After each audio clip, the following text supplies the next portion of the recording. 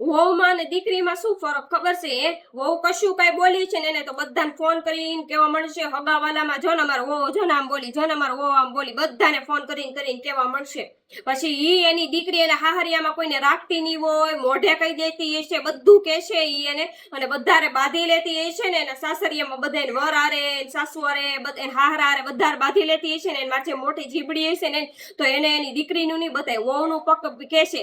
અને જ્ઞાન આપને આટલા મોટા મોટા દે કે અમે તો કઈશું કાંઈક સવો, પણ ઈ તો તમે જો કે તમે કેવા સવો ઈ તમારે અને હા, એક હાથીથી કોઈ દિવસ તાળી નથી પડતી, બે હાથીથી તાળી પડે છે. તો એ બધા છે ને વહુનો બધા વાંક કાઢ નાખે પણ ઘરનાનો કોઈ વાંક ન કાઢે. હા, અને પછી કેવું થાય ખબર, પછી કદાચ જો બહુ સહન ન થતું હોય ને તો બહાર રહેવા વયા જાય ને છોકરો ને છોકરાની વહુ તો બધાને ફોન કરીને કેવા મળશે કે જો ને આ તો બહાર રહેવા વયા ગયા છે, જો ને બાપને ભાઈને માને બધાને મૂકીને વયો ગયો છે, એને ક્યાં કઈ કોઈની પડી જ છે, આવડો મોટો કર્યો છે અમે એને, કેટલી મહેનતથી કર્યો છે, તોય નોખો થઈ ગયો છે. પણ ઈ બધાને નહીં કે એમ કે મેં બધા મને ચડાવવા મળ્યા, બધા મને ચડાવીને મને ઓલો કરી દીધો, એટલે મેં બધાની વાતોમાં આવી મેં નોખો કરી દીધો છે. અને હા, મારો વાંક છે ઘણો બધો, ઈ તો ઘણા હારા જ હતા, પણ મેં એને ટોર્ચર કરીને ઈ ઘરેથી કાઢી નાખ્યો. ઈ એને નહીં બતાય, પણ છોકરાનો વહુનો એનો જ બધા વાંક કાઢવા મળશે.